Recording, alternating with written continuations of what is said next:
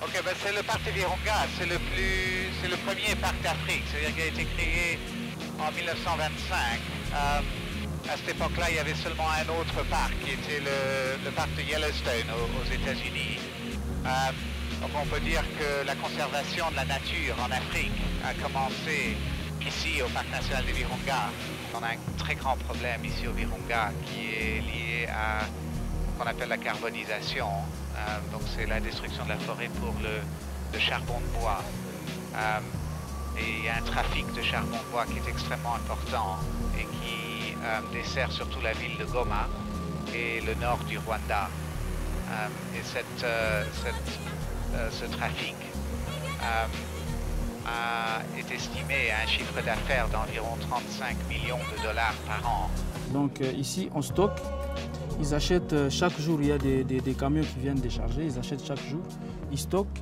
Et ce que vous voyez là, chacun a ses sacs de braise. Et là, ça diffère des qualités. Donc chaque jour, il y a des camions qui viennent décharger ici.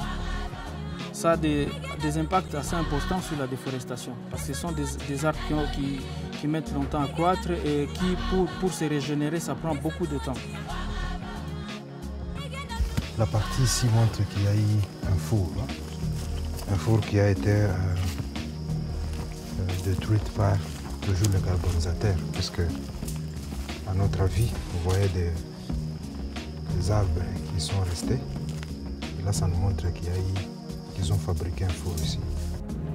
Là, nous allons à Massissi. On va visiter deux marchés dans lesquels le Makala vient du parc.